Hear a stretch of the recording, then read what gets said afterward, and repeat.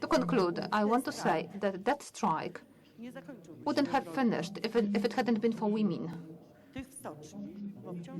When we talk about men, we say that they were shipyard workers, and we mean male, but there were also female shipyard workers there. And there were also women standing at the gate, like sheep, with their children, and they were like some, driving there, waiting at the gate.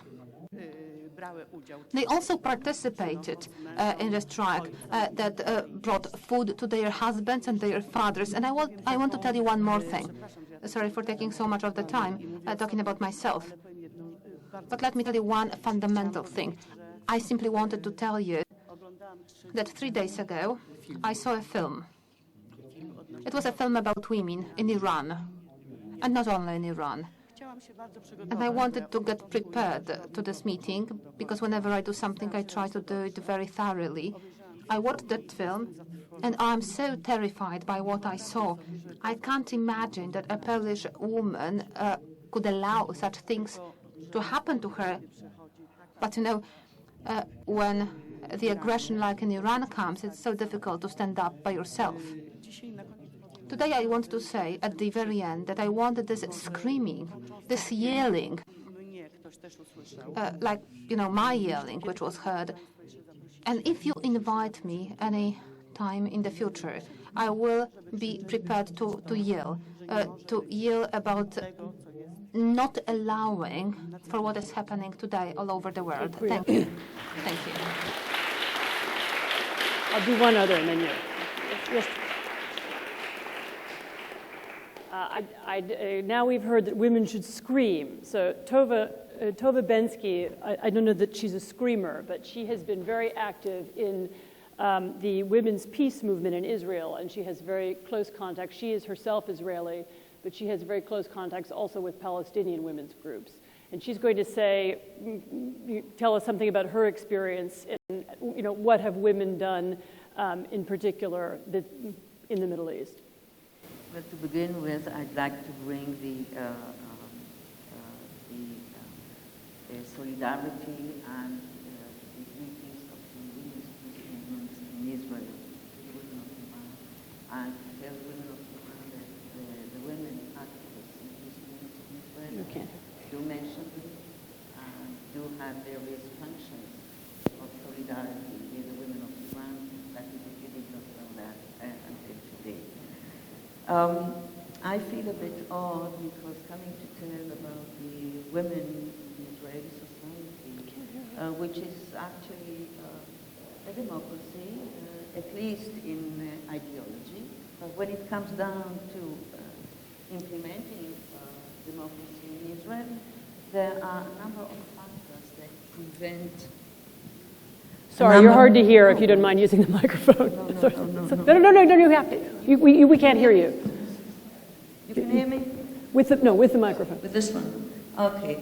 There are a number of factors that affect the status of women within Israeli society, and they are built in within the situation in the Middle East and within the political situation within Israel itself. One of the factors is the lack of separation between religion and state, which means that women are under religious jurisdiction when it comes to their personal status.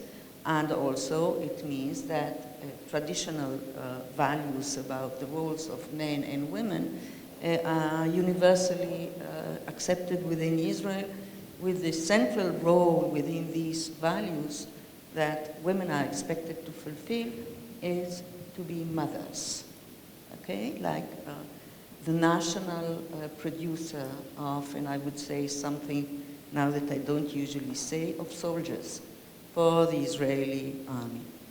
The second factor that affects the status of women within Israeli society is the Israeli-Palestinian conflict, which has brought to the forefront and to the center of Israeli culture the army and considerations of national security, as opposed to what is emerging now within women's peace movement, considerations of personal security and Republican democracy, which really expects the citizens of the state to contribute and to sacrifice for the well-being of the state, rather than thinking of what the state can do for the well-being of women and its citizens, which is another switch that women's peace movements are making these days, to try and shift the concept from national security to personal security, and to give it a different content than military power. Now, women's peace movements are really closely related in the history of activism to the conflict. One of the reasons is because feminism, or being a feminist, is not a very highly respected role within Israeli society because of this combination of traditionalism, religion, and the conflict that relegates women to auxiliary roles within society. So in a sense, women who are highly educated, who come from a feminist value system, humanistic value system, left-wing politics value system, could not really advance the status of women through acting directly through feminism, but they had to do that through other means, and the other means is through really fighting for ending the occupation, for ending the state of war that has brought forth the military and has really relegated women to the margins and silenced their voice. They have been active in many ways through very many organizations, and I would only like to highlight a number of characteristics of this activism and some lessons of what succeeded and what did not succeed, because of a very short time that I have. To begin with, one of the great things about this activism is its pluralistic ways in modes of organization, in their goals, in modes of action like protest and protest action, educational action, which seems to be the most important, perhaps, thing for changing society from within. Their pragmatic action, like the women that are standing in the checkpoints between Palestinian Authority and Israel and monitoring the civil rights of Palestinians and the behavior of soldiers. This is a new politics. It's a politics of coalitions, international politics too. It is global, and it succeeded in a number of points that are important. To begin with, they made visible to Israeli culture the militaristic accent of political and civil life within Israel, the invasion of military considerations into all walks of life. The second thing that was important and did succeed was maternal movements.